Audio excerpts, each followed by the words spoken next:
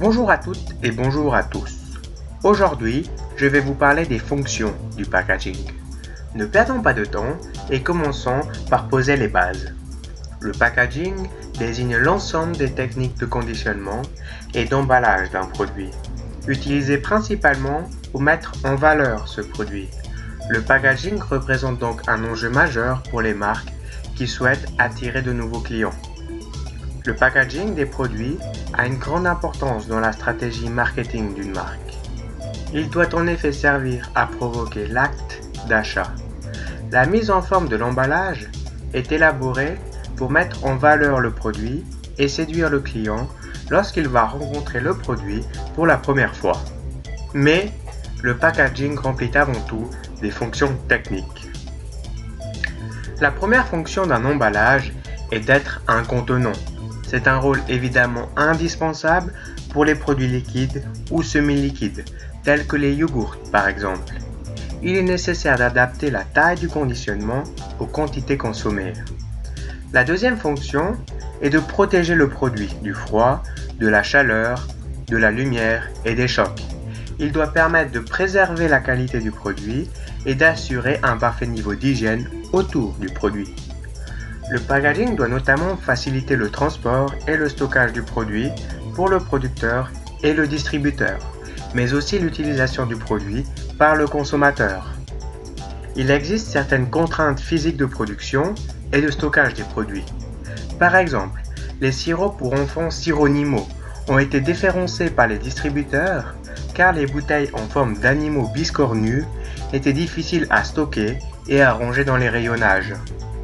Il faut notamment prendre en compte le suivi des données du marché. Par exemple, les tablettes de chocolat de dégustation pour adultes sont orientées verticalement. Cela facilite l'organisation et le rangement des produits dans les rayons des magasins. Il faut également prendre en compte des bénéfices. L'ergonomie de la bouteille de Contrex facilite la prise en main de la bouteille lors de la consommation. Les bouchons refermables sur les briques de lait, la possibilité de consommer certains produits de façon nomade sont autant de caractéristiques physiques des packaging qui peuvent procurer des bénéfices fonctionnels auprès des consommateurs, comme par exemple les petites gourdes de compote pour enfants qui ne nécessitent pas de cuillère. Le packaging, de par son contact constant avec le consommateur, est devenu un média à part entière, tant sur le plan communicationnel que sur le plan informationnel.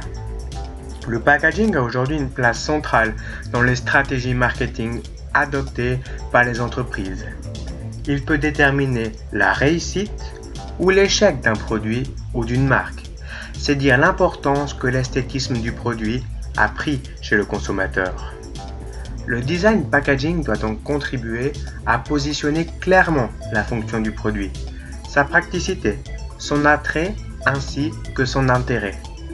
Outre ses fonctions physiques, le packaging est un média pour l'entreprise qui permet de communiquer des informations sur le produit au consommateur. Principalement, il remplit 4 fonctions marketing. La première est d'identifier la nature du produit. L'identité du produit passe par sa nature. Elle peut correspondre à une catégorie de produits, par exemple des biscuits, ou à un univers de consommation, par exemple des snacks. Elle découle directement de la stratégie de positionnement. La seconde fonction est d'identifier la marque. La marque est une source d'identité forte pour le produit et également une source de différenciation. Par les inscriptions, un logo, un nom, une couleur, la marque est mise en avant sur le packaging et permet aux consommateurs de la reconnaître et d'associer au produit les valeurs qui la caractérisent.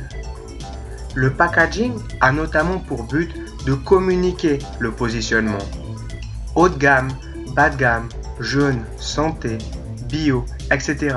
Autant de positionnements possibles. Le packaging doit reprendre tous les codes, couleurs, formes, personnages, etc. qui vont communiquer le positionnement choisi au consommateur. Le packaging doit être source d'innovation. Le packaging, de par sa fonctionnalité, peut constituer une source d'innovation et de différenciation très riche pour les entreprises. De nombreuses innovations reposent exclusivement sur un nouveau packaging. Pour comprendre au mieux les différentes fonctions marketing, prenons l'exemple de cette tablette de chocolat Milka. Rappelons-nous, la première fonction était d'identifier la nature du produit. Ici, le nom, le visuel et les couleurs permettent au consommateur d'identifier la nature du produit.